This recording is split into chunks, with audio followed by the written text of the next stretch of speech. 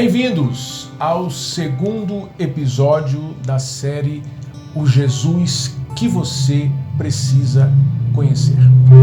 E neste segundo episódio nós vamos falar da eternidade de Cristo, baseado no texto de João, capítulo 8, verso 58, que diz assim.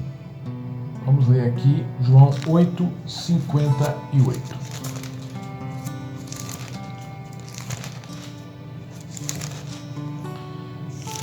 Aqui diz assim: respondeu-lhe Jesus: em verdade vos digo, antes que Abraão existisse, eu sou.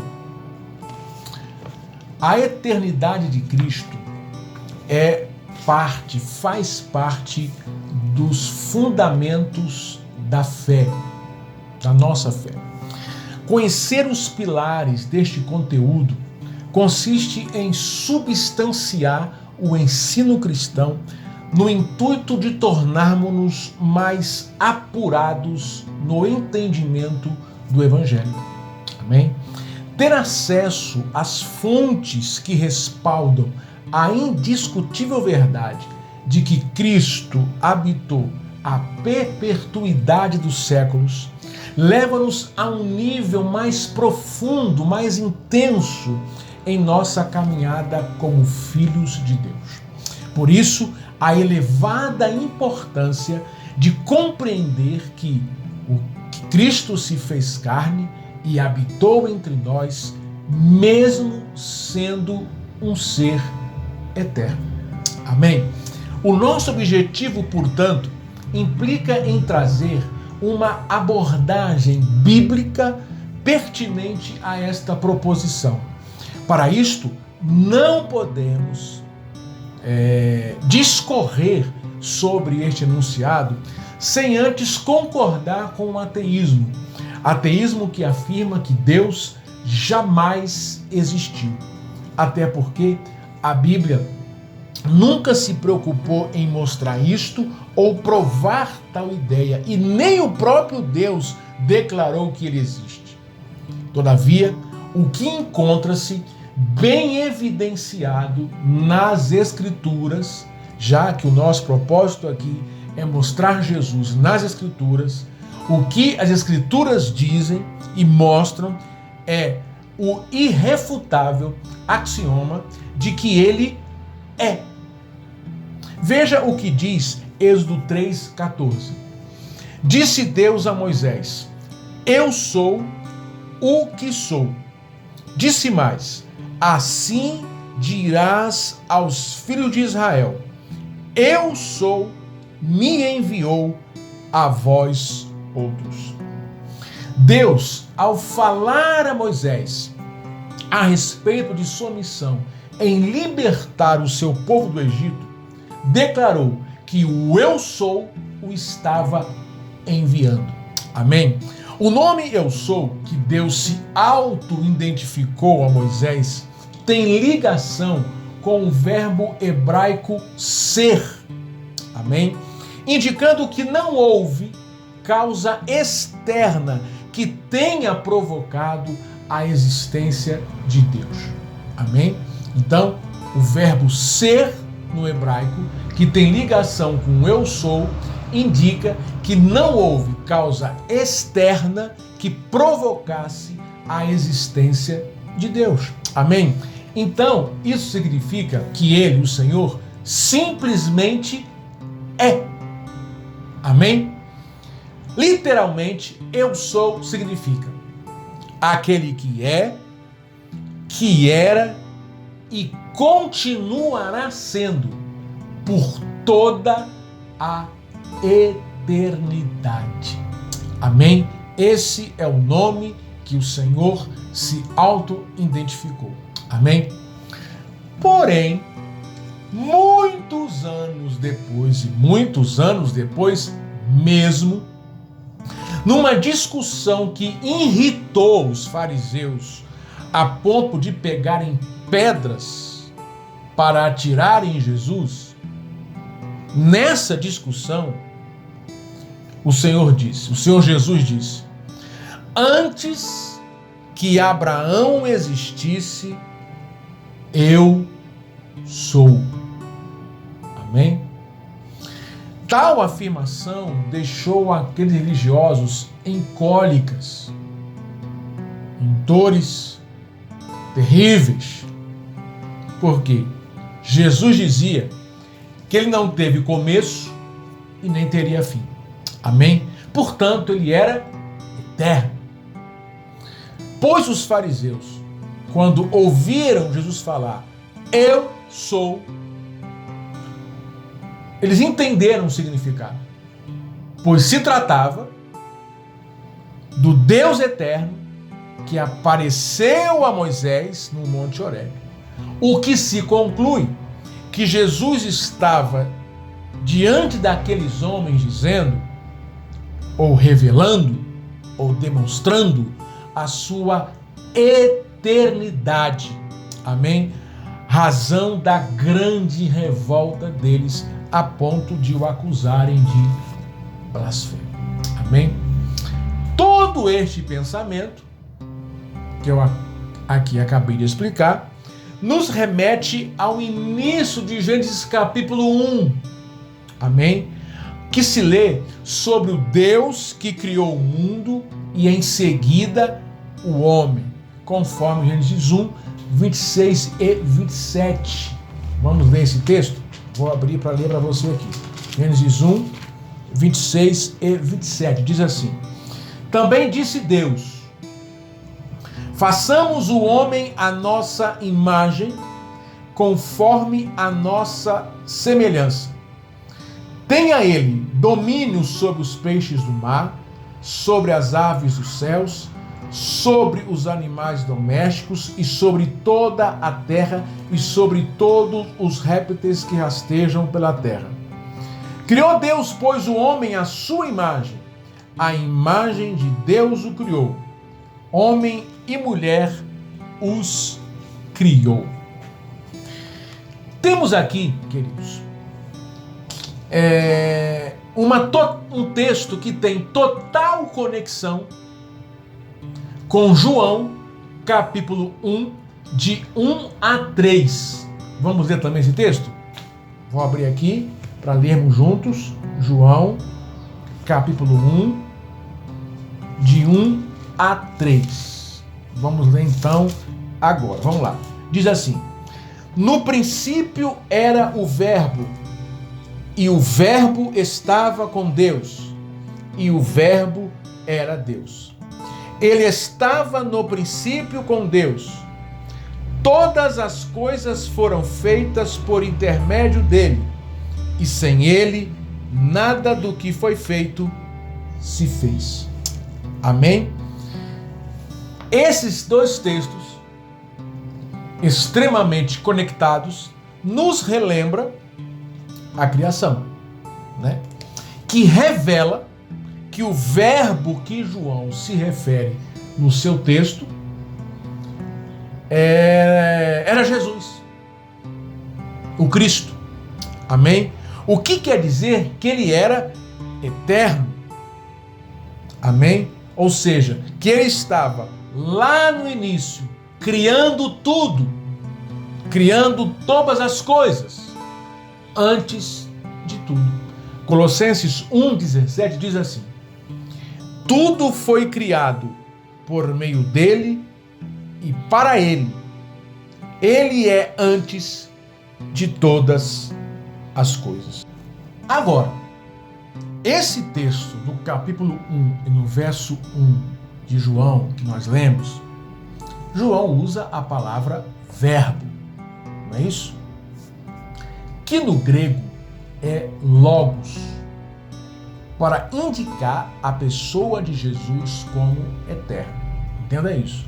João usou a palavra verbo, que quer dizer logos no grego, para indicar Jesus como um ser eterno. Mas o que logos representa para os gregos? Logos significa razão, conhecimento, racionalidade, palavra. É isso que significa a palavra logos. O termo surgiu, apareceu, para contrapor o mito. O que é um mito? O mito grego foi o motivo pelo qual nasceu a filosofia, e com ela o pensamento crítico. Estudiosos ainda procuram saber se a filosofia surgiu numa transformação gradual concernente ao mito ou por um rompimento com ele. De qualquer forma, queridos, o mito constitui-se o pior inimigo dos estudos filosóficos. Amém? Mito significa o quê? É uma narrativa sobre a origem das coisas. Exemplo: origem dos astros, da terra, dos homens, das plantas, dos animais, do fogo, da água, dos ventos, das raças, do bem e do mal, da saúde, da doença, da morte, das guerras, do poder e por aí vai. Narrativa esta que os ouvintes recebiam como verdadeira, pois confiavam naqueles que narravam. Geralmente, essas narrativas eram feitas em público, porque era baseada na autoridade e na confiabilidade do narrador. Amém? Porque ou ele testemunhou ou recebeu de quem testemunhou do assunto ora narrado. Tá entendendo? E como a Grécia era uma nação mística, eles consideravam os poetas os escolhidos dos deuses de quem supostamente recebiam tais informações da origem de tudo e desse modo transmitiam aos ouvintes. Em virtude disso, o mito era incontestável, ou pelo menos considerado incontestável. Amém? A filosofia, então, surge para desconstruir esses conceitos vindo de derivações duvidosas. Amém? E nos primeiros anos do século VI a.C., com Tales de Mileto, formou-se o pensamento próprio do homem ocidental e o início do pensamento crítico e filosófico. Amém? Que parte do princípio de arque, origem, que visava ordenar a natureza com base racional e não mitológica. Você está entendendo? E a noção predominante que foi inaugurada com Tales é justamente a de logos, para eliminar os discursos místicos. Amém? Mito procede também do grego. Mitos, oriundo de dois termos. Miteo, que quer dizer contar, narrar, falar alguma coisa para outros. E do verbo miteu, que é conversar, contar, anunciar, nomear, designar. Porém, baseado em fontes vulneráveis. Entendeu? Queridos, quando João usa logos para apontar Cristo como eterno, os gregos imediatamente compreendem que a eternidade de Jesus se racionalizou. Amém? Que é, portanto, algo crível, sólido, eficaz e, sobretudo, verdadeiro, apoiado em evidências reais, contundentes, testemunhado por milhares de pessoas e não somente por aquele que narra. Olha que legal. Só depois da ressurreição, Jesus apareceu a 500 pessoas de uma única vez. Olha o que a Bíblia diz em 1 Coríntios, eu vou abrir aqui para ler com você, 1 Coríntios, capítulo 15, de 3 a 8. Olha só o que diz aqui, 15, de 3 a 8. Antes de tudo, vos entreguei o que também vos recebi, que Cristo morreu pelos nossos pecados, segundo as Escrituras, e que foi sepultado e ressuscitou ao terceiro dia, segundo as Escrituras, e apareceu a Cefas e depois aos 12. E depois foi visto por mais de 500 irmãos de uma só vez, dos quais a maioria sobrevive até agora, porém alguns já dormem. Depois foi visto por Tiago, mais tarde por todos os apóstolos, e afinal, depois de todos, foi visto também por mim, como por um nascido fora de tempo. Amém?